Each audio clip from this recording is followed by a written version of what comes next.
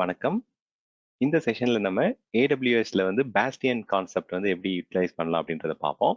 So ஜென்ரலா இப்போ வந்து AWSல நம்ம சர்வர் லாகின் பண்றது வந்து ஒரு RDP கிளைண்ட்டோ இல்லை SSH கிளைண்ட் லைக் ஒரு பட்டி டூல் யூஸ் பண்ணி தான் நம்ம ஜென்ரலா சிஸ்டம்ஸ் வந்து கனெக்ட் பண்ணுவோம்.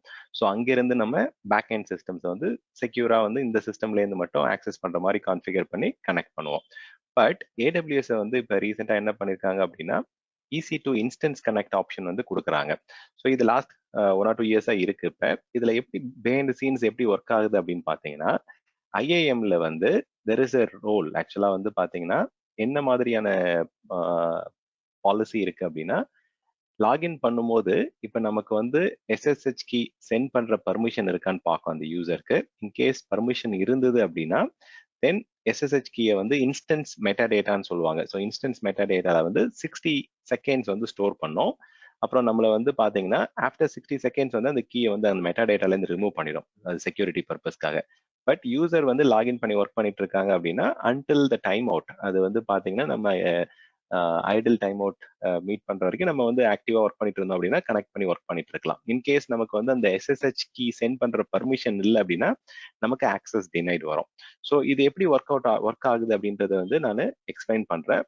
பிளஸ் எப்படி நம்ம AWSல வந்து புட்டி ஆர் RDP டூல் யூஸ் பண்ணாம ஒரு பாஸ்டியன் சர்வர்ல லாகின் பண்ணி பேக் எண்ட் சிஸ்டம் கனெக்ட் பண்ணலான்ற ஆப்ஷன் உங்களுக்கு இப்ப டெமோல காமிக்கிறேன்.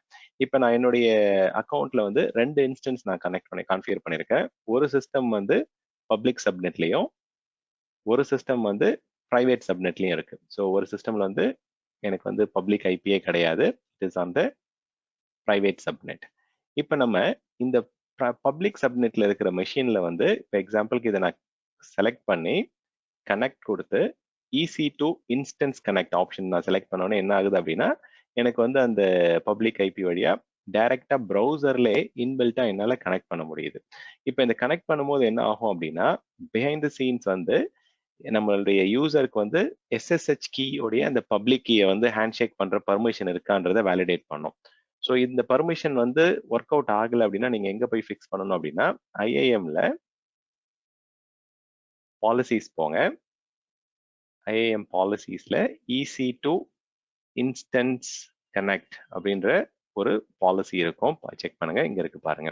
EC2 instance connect, EC2 instance end point அப்படின்ற மாதிரி 2 பாலிசி இருக்கு. நம்ம இந்த ஃபர்ஸ்ட் பாலிசி எக்ஸ்பேண்ட் பண்ணி அதோடைய சப் ஆக்டிவிட்டிஸ் என்னென்ன இருக்குன்றதை செக் பண்ணி பாருங்க. அவங்களுக்கு வந்து ஒரு பர்மிஷன் இருக்கும், அதாவது SSH கீயை வந்து சென்ட் பண்ற மாதிரி. So sent SSH public key, இந்த பர்மிஷன் வந்து அந்த யூசருக்கு இருந்தா மட்டும்தான் இந்த பப்ளிக் கீயை ஸ்டோர் பண்ணிட்டு ஆஃப்டர் 60 செகண்ட்ஸ் வந்து நமக்கு அது ரிமூவ் ஆயிடும். ஸோ இது எந்த இடத்துல ஸ்டோர் ஆகும் அப்படின்னா நம்மளுடைய இன்ஸ்டன்ஸ் மெட்டாடேட்டால வந்து அது ஸ்டோர் ஆகும். இப்போ அந்த இன்ஸ்டன்ஸ் மெட்டாடேட்டான்றது ஜென்ரலா வந்து 169.254 169.254 ஐபியில் வந்து latest metadata managed SSH key, அதுக்குள்ள வந்து இந்த ஆக்டிவ் கீஸ்ல எந்த யூசரா நீங்க லாகின் பண்ணிருக்கீங்களோ அந்த யூசருடைய கீ வந்து 60 செகண்ட்ஸ் வந்து அதுல ஸ்டோர் ஆகும். ஆஃப்டர் 60 செகண்ட்ஸ் நீங்க செக் பண்ணி பாத்தீங்க அப்படின்னா உங்களுக்கு வந்து அந்த கீ வந்து அங்கிருந்து வந்து ரிமூவ் ஆயிடும். ஸோ இப்போ நம்ம வந்து வெயிட் பண்ணி பார்ப்போம். ஸோ மீன்வைல் என்ன பண்ணலாம் அப்படின்னா இப்போ ஜஸ்ட் பேக் எண்ட்ல இருக்கிற சிஸ்டம்ஸ்லாம் வந்து நம்ம எப்படி வந்து கனெக்ட் பண்ணலாம் அப்படின்றத பார்ப்போம். இப்போ நம்ம வந்து ஒரு ஃப்ரண்ட் எண்ட் சர்வர்ல வந்து ஒரு கிளைண்ட் SSH கிளைண்ட்டோ இல்லை RDP கிளைண்ட்டே இல்லாமல் டைரக்டாக நம்ம இன்ஸ்டன்ஸ் கனெக்ட் வழியாக லாகின் பண்ணிட்டோம். ஸோ இங்கேருந்து இந்த பேக் எண்ட் சிஸ்டம்ஸ் ஆக்சஸ் பண்ணுறதுக்கு நிறைய மெத்தட் இருக்கு. நீங்கள் வந்து அந்த பெம் ஃபைலை வந்து ஒரு WinSCP டூல் வழியாக காப்பி பண்ணுறது வந்து பண்ணலாம். ஆர் எல்ஸ் சிம்பிளாக நீங்கள் என்ன பண்ணலாம் அப்படின்னா அந்த பெம் ஃபைலோடைய கண்டென்ட் இருக்கு இல்லைங்களா, இதை வந்து நம்ம யூஸ் பண்ணி ஒரு ஃபைல் அங்கே கிரியேட் பண்ணிக்கலாம். You can create it with any name.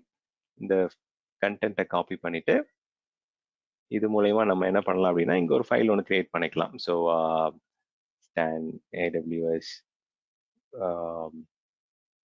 private key dot pemனு ஒரு நேம்ல வந்து நான் என்ன பண்றேன் அப்படின்னா டிரெக்டா போயிட்டு பேஸ்ட் பண்ணிடுறேன்.